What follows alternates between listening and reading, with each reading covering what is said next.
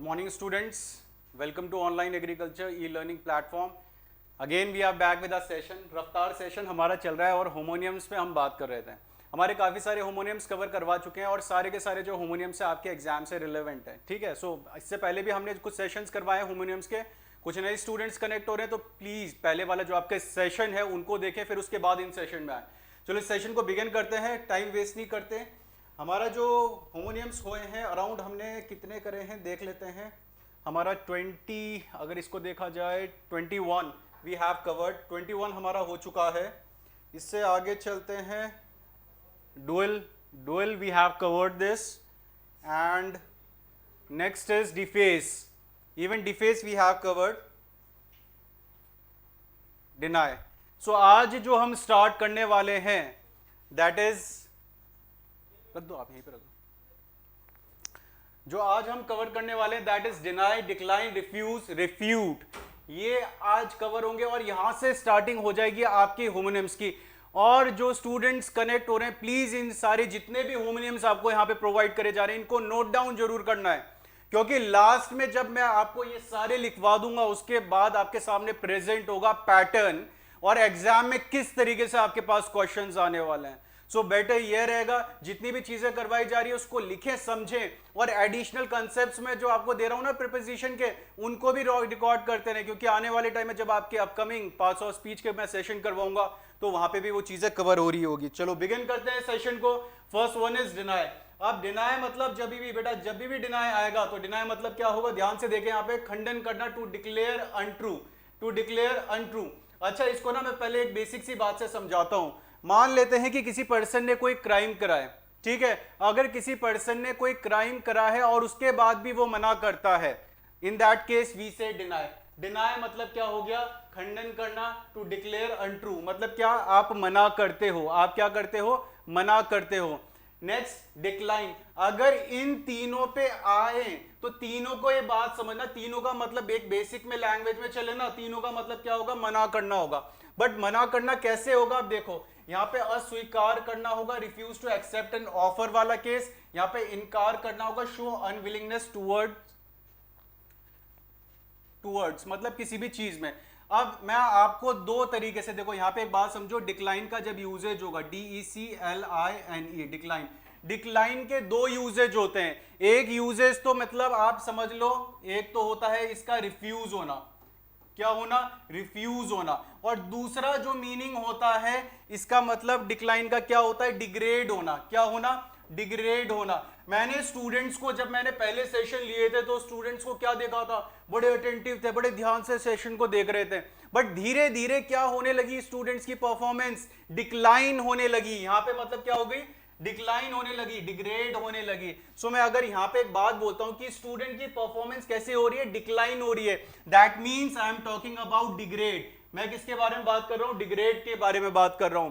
But अगर आप ऐसे बोलते हो कि सर मेरा ना वहां जाने का मन नहीं था, उस शादी को अटेंड करने का मन नहीं था, उस पार्टी में जाने का मन नहीं था, इसीलिए मैंने क्या करा, डिक्लाइन कर दिया. मैंने क्या कर दिया, डिक्लाइन कर दिया. क्या कर दिया, मना कर दिया. ठीक है. फेसबुक सब यूज करते हैं, फेसबुक में भी फ्रेंड रिक्वेस्ट आती है. फ्रेंड रिक्वेस्ट में दो ऑप्शन होते हैं, एक एक्सेप्ट होता है, दूसरा डिक्लाइन होता है. मतलब क्या कर रहे हो आप, मना कर दे रहे हो कि नहीं हमें ये एक्सेप्ट नहीं करना है. आप क्या कर दे रहे हो, सीधा का सीधा आप उसको refuse to accept and offer कर देते हो. तो मतलब क्या हो गया आपका, डिक्लाइन. इस तरीके से दो तरीके से यूजेज होते हैं. तो इन दोनों को याद रखना है और कंटेक्स्ट समझना है. ठीक है. हिंदी में जो लिखना चाहते हैं वो हिंदी में भी लिख सकते हैं. नेक्स्ट पे आते हैं. यहां पे हमारे पास आया रिफ्यूज. रिफ्यूज मतलब होता है इनकार करना. अच्छा मैं एक एग्जांपल लिख रहा हूं, ध्यान से समझना एग्जांपल को. मैं एक बात बोलता हूं, उन्होंने मुझे चाय पे बुलाया. ठीक है. कल को उन्होंने मुझे चाय पे बुलाया. He invited me for tea but I was reluctant. या फिर reluctant का मतलब क्या होता है, unwilling to go there. therefore I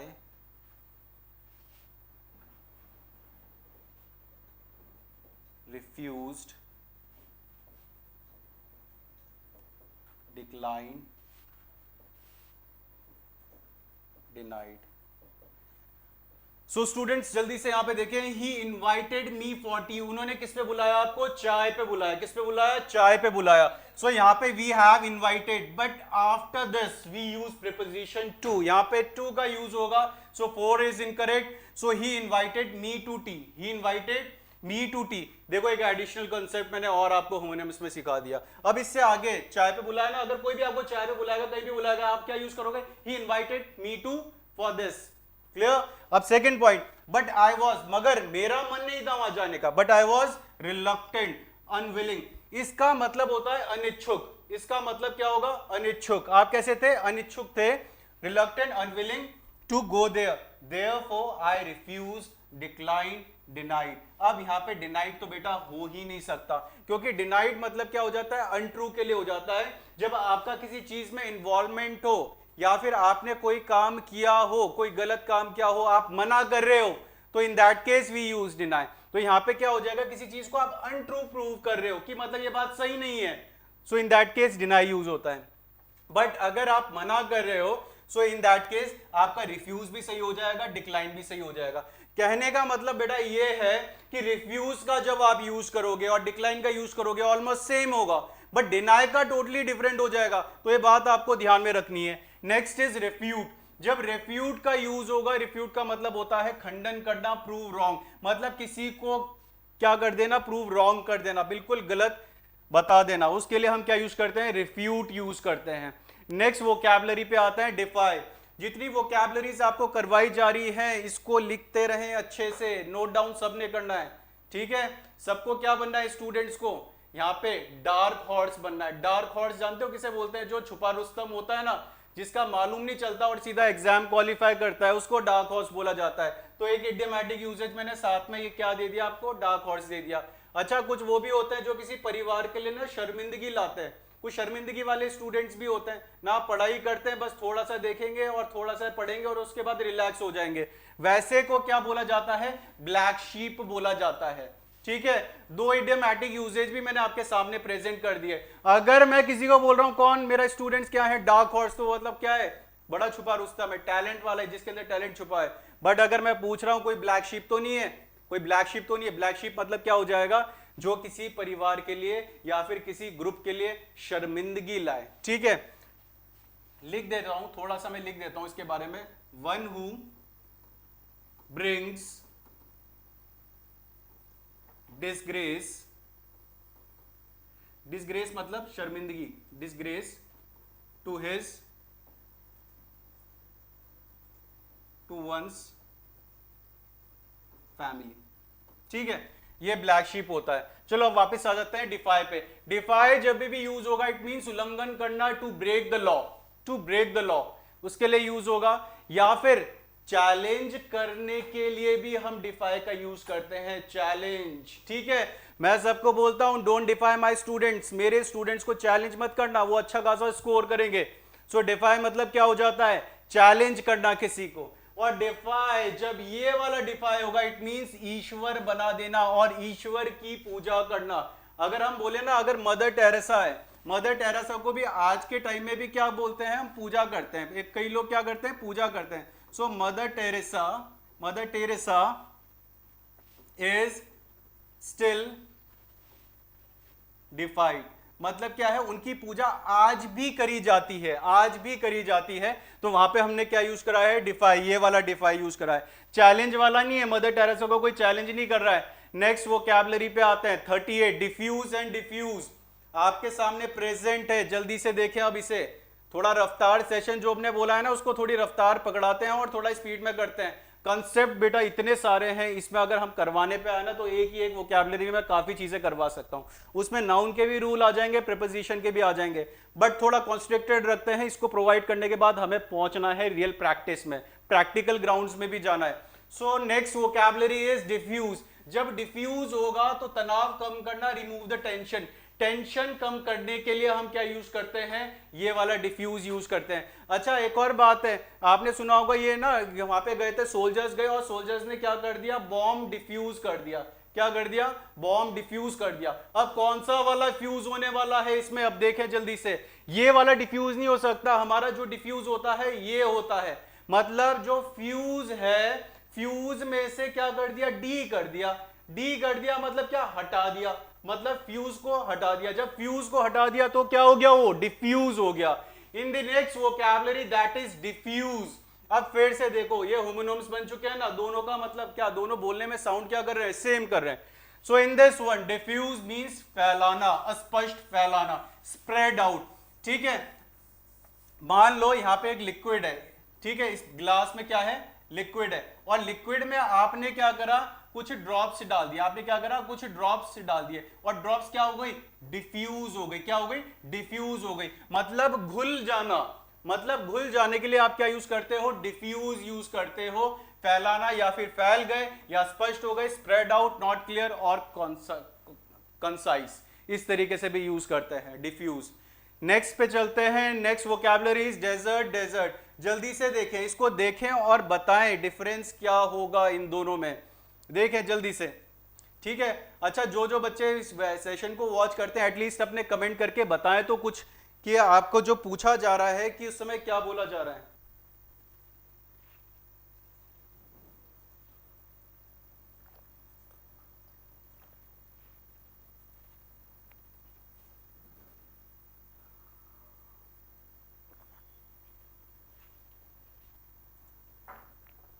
so we have desert and desert. यहां पे हमारे पास डेजर्ट है और फिर से डेजर्ट है।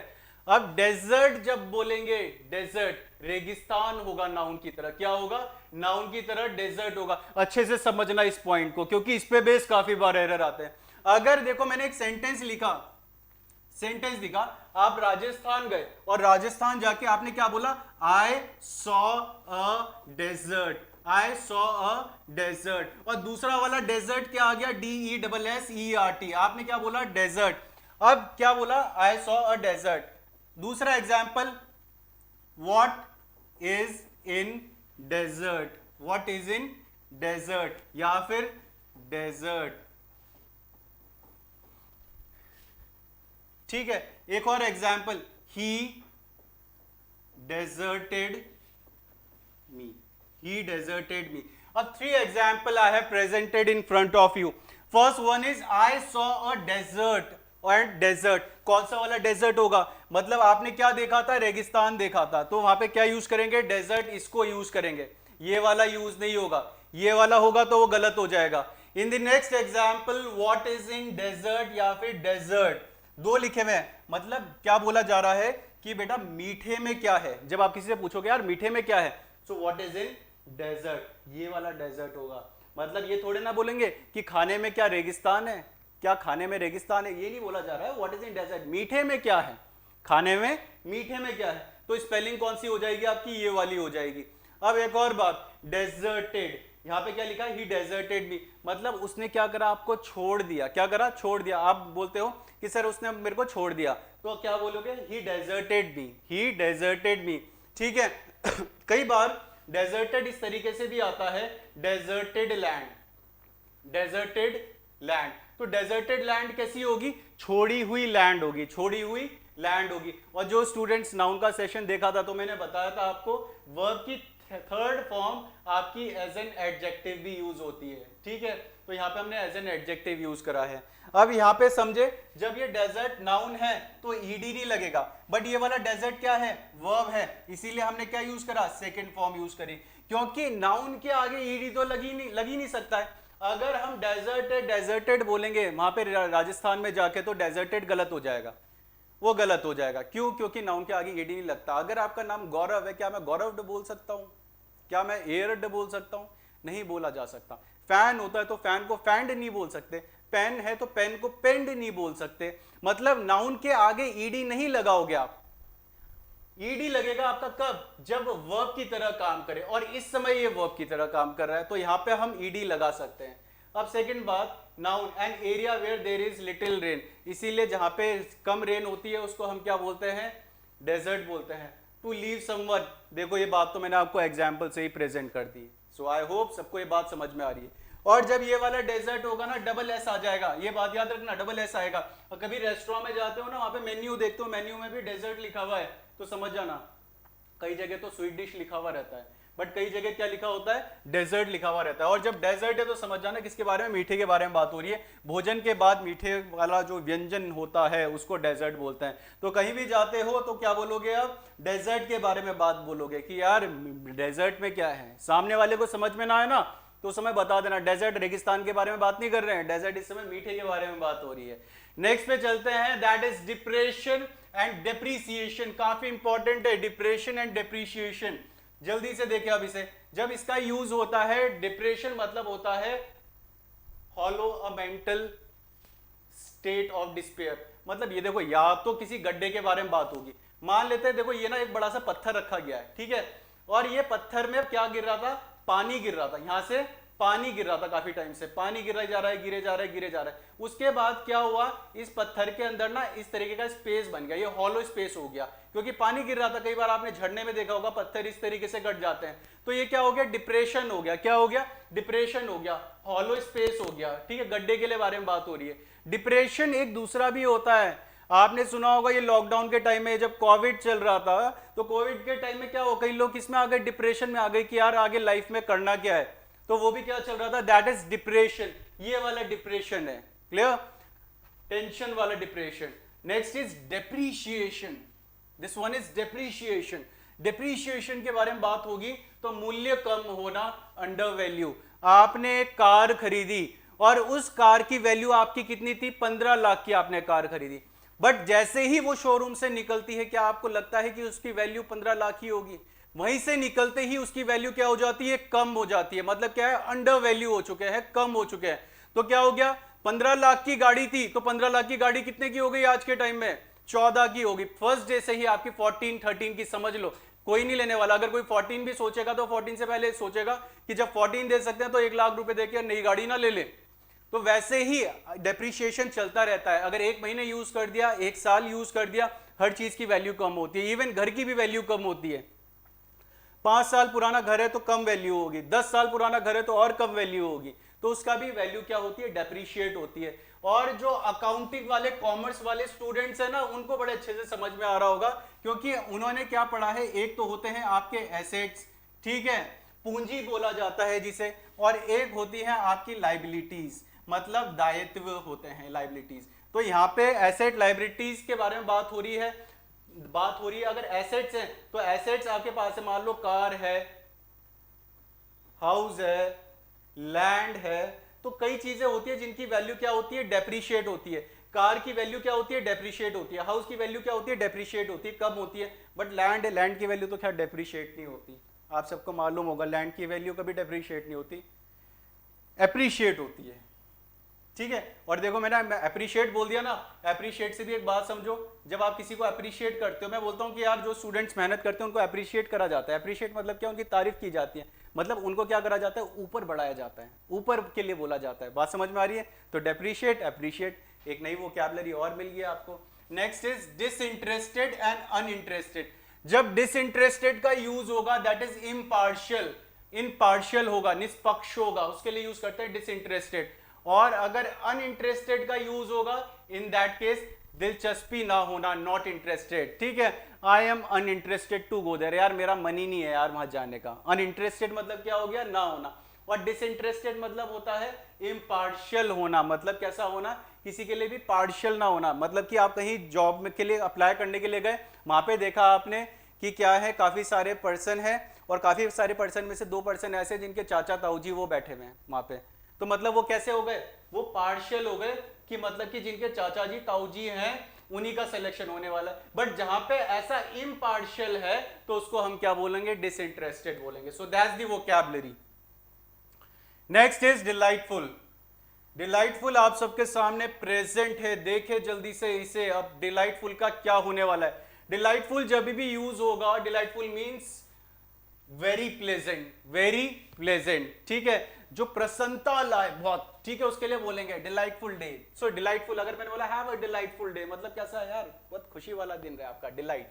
Next is delicious. डिलीशियस स्वादिष्ट के लिए यूज होता है, प्लीजिंग टू टेस्ट होता है, जो बहुत ही स्वादिष्ट होगा उसके लिए आप क्या यूज करते हैं, डिलीशियस यूज करते हैं। अच्छा एडिशनल बोला था ना, हर सेशन में बोलता हूँ कुछ ना कुछ एडिशनल जरूर मिलेगा, तो यहाँ पर भी दे देते हैं आपको। डिलीशियस के लिए आप पैलेटेबल भी यूज कर सकते हो, बहुत इंपॉर्टेंट वोकैबुलरी है, एग्जाम में कई बार आ चुकी है। पैलेटेबल, पैलेटेबल, पैलेटेबल के साथ साथ आप इसके साथ साथ डिलेक्टेबल भी लिख सकते हो, डिलेक्टेबल भी लिख सकते हो, बहुत ही स्वादिष्ट के लिए यूज होगा। टूथसम भी यूज कर सकते हो। ये सारे के सारे क्या हो रहे हैं, इसके सिनोनिम्स हो रहे हैं, क्या हो रहे हैं, सिनोनिम्स हो रहे हैं। सो डिलीशियस, पैलेटेबल, डिलेक्टेबल, टूथसम, ठीक है बेटा। प्रिपरेशन करते जाओ, सेशन आपको यहाँ से रेगुलरली प्रोवाइड किए जा रहे हैं। अगर आप रेगुलरली इन सेशन को देख रहे हो तो आप कुछ ना कुछ सीख रहे हो।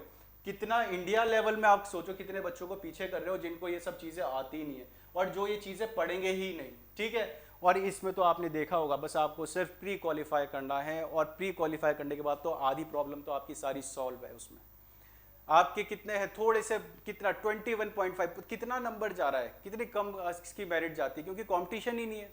सब लोग लगे हुए हैं एसएससी में, सब लोग लगे हैं यूपीएससी में, सब लगे हैं बैंक में। बट अगर देखा जाए तो एग्रीकल्चर फील्ड ऑफिसर की जो एक पोस्ट है बहुत अच्छी पोस्ट है, एक इजी पोस्ट है जिसमें आप थोड़े टाइम अपना फोकस देके अगर पढ़ाई करेंगे और जो स्टूडेंट प्री क्वालिफाई कर लेंगे ना, सबका मेंस क्वालिफाई हो जाएगा, क्योंकि इतना लेवल तो होगा ही उनका। और सारे के सारे जो मोस्टली स्टूडेंट्स रुकने वाले हैं, जितना हमें लगता है, जितना हमारी रिसर्च कहती है, क्योंकि अगर 50 क्वेश्चन है, 50 क्वेश्चन के अगर आपको सिर्फ 25 मार्क्स मिल रहे हैं तो मोस्टली स्टूडेंट्स जो होने वाले हैं इसी में रुकने वाले हैं। क्योंकि अगर कोई 10 अटेम्प्ट करता है तो 10 के कितने मार्क्स बन जाते हैं, 5 मार्क्स बनता है। बट 10 अटेम्प्ट मतलब क्या, 10 के 10 करेक्ट तब बोला जाएगा। बट 10 के 10 भी नहीं, कुछ ना कुछ स्टूडेंट्स कुछ ना कुछ गलत कर देते हैं, और अगर गलत कर दिया तो वहीं पे आप क्या चले जाओगे, बहुत डाउन चले जाओगे। और डाउन जाओगे तो 2 के क्या नेगेटिव मार्किंग बन जाएगी आपकी 0.50, तो नेगेटिव मार्किंग चले जाएगी, और 0.5 जाएगी तो आपका 3.50 मार्क्स आ जाएंगे, मेरिट में डाउन चल जाएंगे, मैं इंग्लिश की कट ऑफ भी पार नहीं होगी। तो मेहनत जो है ना अभी इसी टाइम कर लें, जो सेशन में आपको प्रोवाइड कराया जा रहा है बस इसको पढ़ लें, एक बार एग्जाम को समझें। जो पहला वाला सेशन है ना हमारा एनालिसिस वाला, उसको भी देखें न्यू स्टूडेंट्स। जब आप उस सेशन को देखेंगे तो आपको समझ में आएगा कि एग्जाम कितना आसान है। बस हमें अब एक अप्रोच चाहिए, ये भेड़ चाल को छोड़ देना। आप जो भेड़ चाल चली हुई है, सब कॉम्पिटिटिव में लगे हुए हैं, सब तैयारी कर रहे हैं, बस इसको देख रहे हैं उसको देख रहे हैं, वो वाली तैयारी से कुछ नहीं होने वाला है। जब आपके तैयारी में चेंजेस आएंगे, आप एक बिल्कुल एक प्रोडक्टिव और एनालिटिकल, मतलब कि एनालाइज करके चीजों को समझ के आप करोगे अटेम्प्ट, तो कभी पीछे नहीं होने वाले हो।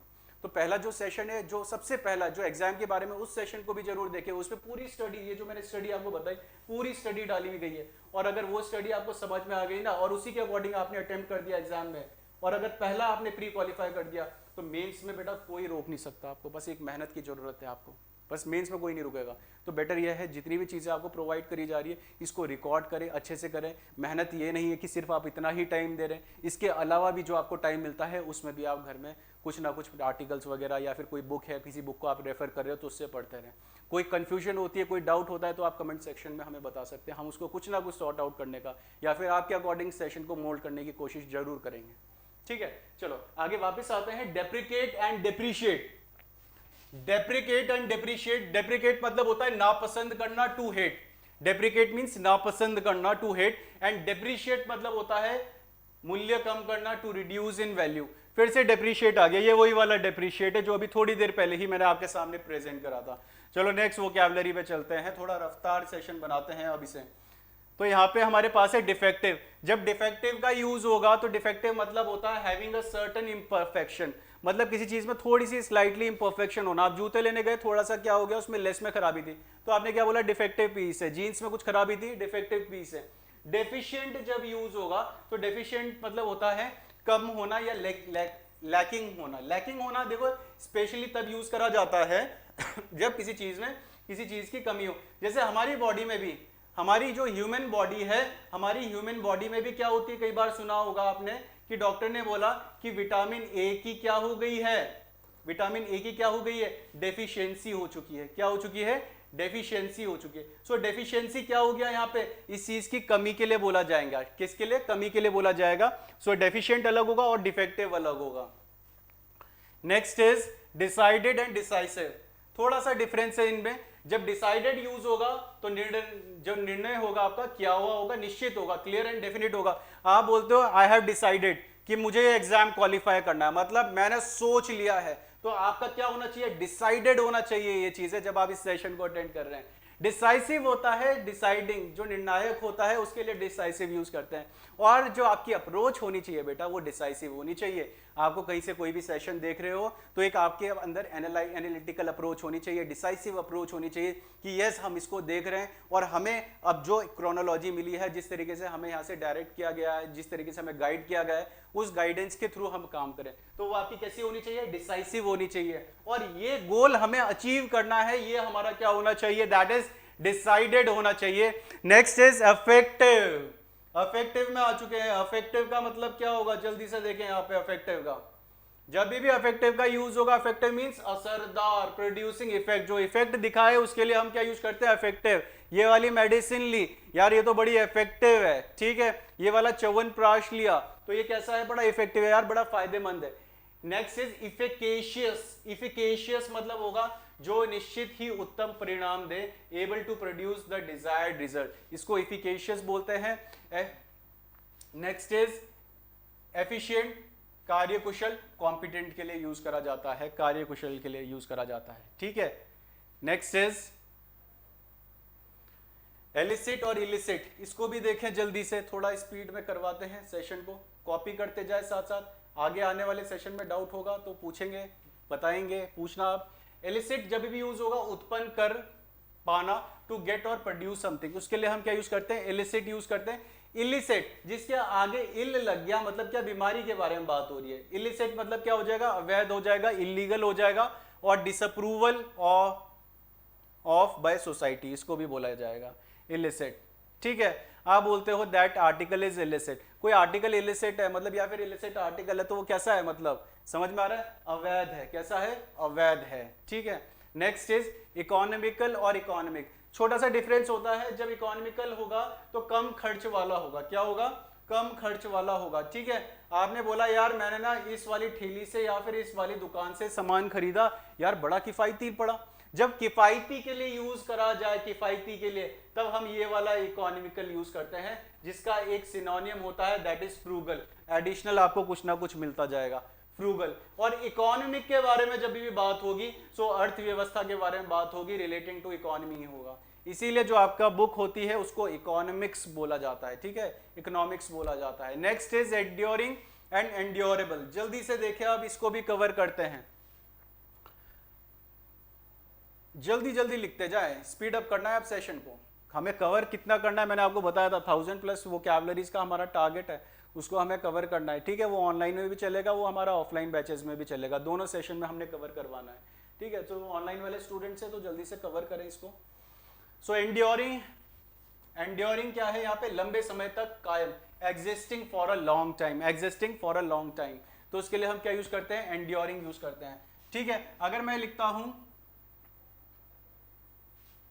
एक एडेज है, what cannot be cured must be endured. What cannot be cured must be endured मतलब जिसका इलाज ना हो पाए, जिसका इलाज ना हो पाए उसको एंड्योर कर लेना चाहिए। एंड्योर करना मतलब क्या, उसी के अकॉर्डिंग ढाल लेना चाहिए, उसी के अकॉर्डिंग झेल लेना चाहिए, उसको एंड्योर बोला जाता है, ठीक है, ठीक है। ये मैंने आपको एंड्योर बता दिया। एक और मैं एग्जांपल बताता हूं, आई can't endure, tolerate, stand you, मैं आपको बर्दाश्त नहीं कर सकता। अगर आप ऐसे बात बोल रहे हो किसी को, मैं आपको बर्दाश्त नहीं कर सकता, so I can't endure, I can't tolerate, I can't stand, I can't tolerate, I can't endure, I can't stand you, ठीक है। इसका मतलब ये भी होता है एंड्योर का। एंड्योर का मतलब क्या होता है, किसी चीज को झेल लेना, ठीक है।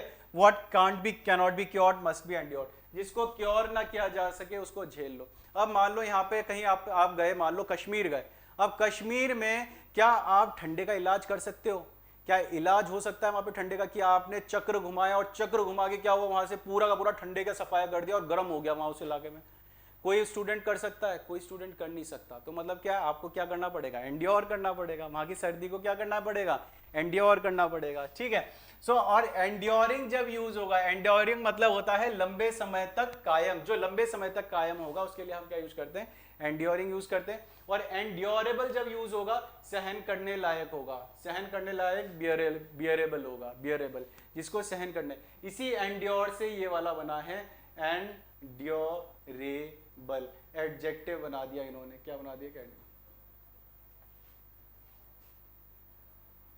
नेक्स्ट, एमिग्रेंट, इमिग्रेंट, प्रवासी, अप्रवासी, प्रवासी, अप्रवासी। इसमें ना कई बच्चों को ना कंफ्यूजन हो जाती है, सर इसका मतलब क्या होगा, कि कोई बाहर जा रहा है, कोई अंदर आ रहा है, क्या है मतलब। आज समझ लेते हैं कि आपका एमिग्रेंट क्या होता है और इमिग्रेंट क्या होता है। एमिग्रेंट होता है प्रवासी, a person who leaves his country to settle in another, और इमिग्रेंट होता है one who comes to another country. एक बात समझना अब ध्यान से, ये है हमारा देश, ये हमने बनाया हमारा इंडिया,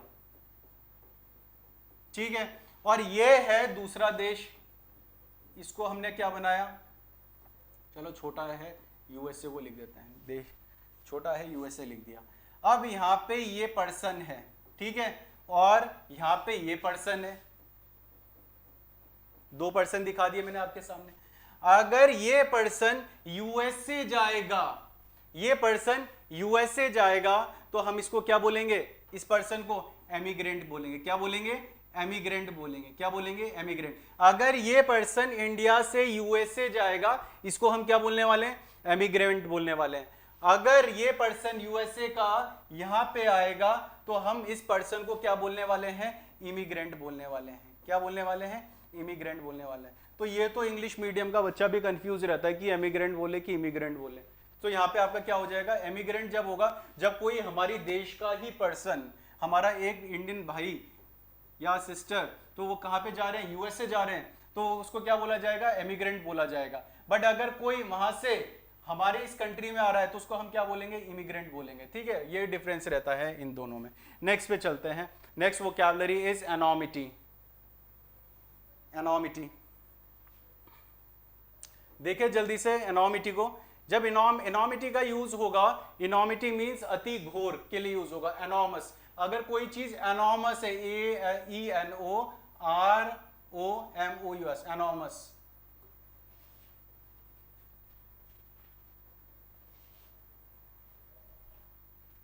वन सेकेंड, इसको करेक्ट कर लेते हैं। एनॉमस, एनॉमस होता है वेरी बिग के लिए यूज होगा, वेरी बिग के लिए, बहुत बड़े के लिए यूज होगा। ह्यूज के लिए यूज करते हैं, ह्यूज के लिए, ह्यूज के लिए। अब इसी एनॉमस से क्या बना है आपका, एनॉमिटी। एनॉमिटी मतलब क्या हो गया, अति घोर, एक्सट्रीम सीरियसनेस। मतलब क्या हो गया, ह्यूज के बारे में बात ही हो रही है, एनॉमिटी के बारे में बात हो रही है। और नेक्स्ट इज एनॉमसनेस, मतलब ज्यादा होना, ग्रेट इन साइज और स्केल। तो दोनों के दोनों किससे आए, इसी एनॉमस से ही आए। इसका मतलब क्या हो गया, ज्यादा होना, और उसका मतलब क्या हो गया, एक्सट्रीम सीरियसनेस के बारे में बात हो रही है। नेक्स्ट पे आते हैं। Next is ensure, ensure, assure. जल्दी से देखिए इसमें डिफरेंस क्या होगा।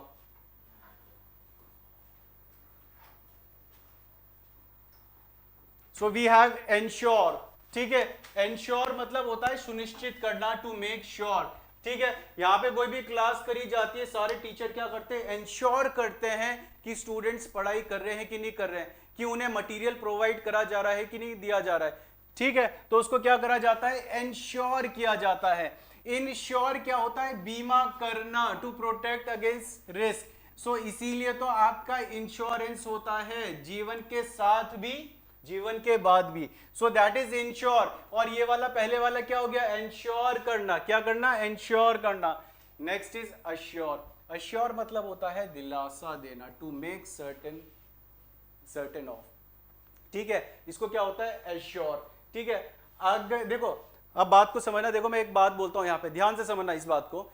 अब मैं ये चाहता हूं कि सारे के सारे स्टूडेंट्स ये बात एंश्योर करें, सारे स्टूडेंट्स एंश्योर करें कि जितनी भी चीजें यहां से प्रोवाइड करी जा रही है वो पढ़ाई कर रहे हैं या फिर उनको स्टडी कर रहे हैं, ठीक है। उस चीज को आपको इंश्योर करना है। अगर ये चीजें आप करते हो तो मैं क्या करता हूं, आपको एश्योर करता हूं कि आप अपना रिटन क्वालिफाई कर सकते हो। एश्योर करता हूं। और बेटा मैं इंश्योर तो कर ही नहीं सकता, आपको कोई मैं बीमा कंपनी वाला तो हूं नहीं कि आपको बीमा प्रोवाइड कर दूंगा।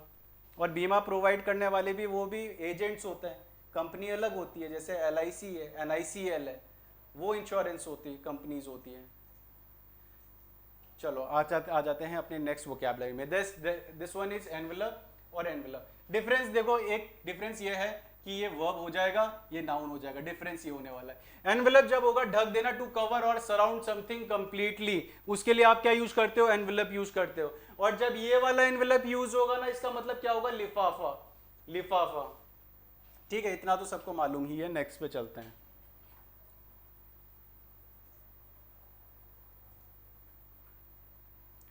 स्पेशली, स्पेशली ये भी सुना है सबने। स्पेशली जब होगा विशेषकर के लिए यूज होगा, इन पर्टिकुलर अबव ऑल के लिए यूज होगा। ठीक है, आपने बोला कि I like ice cream specially the vanilla, ध्यान से सुनना, I like ice cream specially the vanilla, मतलब आइसक्रीम, आइसक्रीम जो है आपको क्या है, पसंद है। और स्पेशली कौन सी वाली, विशेषकर कौन सी वाली, वनीला, इन पर्टिकुलर अबव ऑल। और स्पेशली जब यूज होता है किसी विशेष अवसर के लिए, ठीक है, for a special purpose. Next is excite, excite. अब एक्साइट को भी कर दे जल्दी से।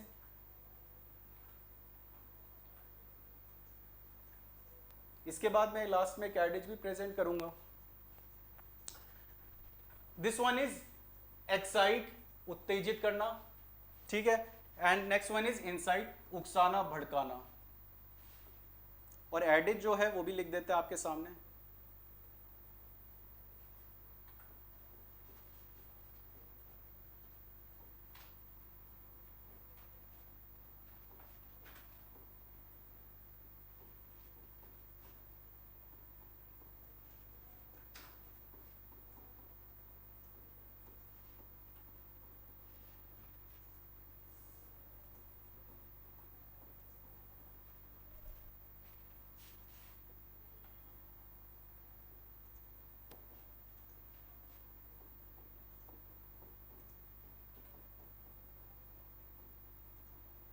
ठीक है, सो एक्साइट मतलब होता है उत्तेजित करना, to arouse the feeling of happiness और enthusiasm, excite, that's very exciting. और इनसाइट का जब भी यूज होगा, इनसाइट मींस उकसाना, भड़काना, टू अराउज अनप्लेजेंट और वायलेंट फीलिंग्स, उसको इंसाइट होता है। ठीक है, मतलब कोई, कई देखे होंगे कई पॉलिटिशियंस क्या होता है कि वो भड़का रहे होते हैं लोगों को, so they are inciting people, they are inciting the people. Inciting the people मतलब क्या कर रहे हैं, भड़का रहे हैं। अगर आप बोलते हो she has incited the group, she has incited the group, मतलब क्या है, उस लड़की ने क्या करा, इंसाइट, क्या भड़का दिया उस ग्रुप को। सो भड़काना, उकसाने के लिए हम क्या यूज करते हैं, इंसाइट यूज करते हैं। सो एडेज जो आज आप सबके सामने प्रेजेंट करी है, no one can make you feel inferior. Inferior मतलब होता है नीचा दिखाना, नीचा दिखाना, अनलेस यू गिव कंसेंट, मतलब कि आपको कोई नीचा नहीं दिखा सकता जब तक कि आप अपनी कंसेंट ना दे दें। कंसेंट मतलब होता है बेटा सहमति, कंसेंट मतलब होता है सहमति। आपको कोई नीचा नहीं दिखा सकता जब तक आप अपनी सहमति ना दे दें। तो ये सेशन में ना अगर आपको कोई वोकैबुलरी ऐसी दिख रही है, या होमोनियम से, या इंग्लिश चैप्टर है, इंग्लिश सब्जेक्ट है, तो वहां पे अगर आपको ऐसा लग रहा है कि नहीं यार ये काम हम नहीं कर सकते, तो वो आपको इंफीरियर दिखा रहे हैं। ठीक है, आपका एक माइंडसेट ऐसा होना चाहिए, यार कोई भी एक चीज टास्क हार्ड नहीं है, वो आसान ही है, बस आपको अपनी अप्रोच चेंज करनी पड़ेगी, अपनी सहमति नहीं देनी है। अपने मुंह से कभी नहीं बोलना है कि हम इंग्लिश को नहीं कर सकते, हम ग्रामर को नहीं कर सकते, हमें लैंग्वेज समझ में नहीं आती, ये वोकैबुलरी हमसे याद नहीं होती, ये ग्रामर का कंसेप्ट हमें समझ में नहीं आता। सहमति मत दो, इस सहमति को मना कर दो। ब्रेन अगर आपकी ऐसी बात बोलता है ना, तो उस समय उसी टाइम मना कर दो, नहीं अगर ये वोकैबुलरी है तो ये हमें याद करनी है। तो अपनी अप्रोच में चेंज करें। Mind is not the problem, mindset is. So अपना माइंडसेट अगर आप करेक्ट कर देंगे एक बार, तो कोई भी एग्जाम आपके लिए कोई हरक्यूलियन टास्क नहीं है। तो इसी पॉजिटिव नोट के साथ इस सेशन को एंड करते हैं। That's all for today everyone, have a great day ahead.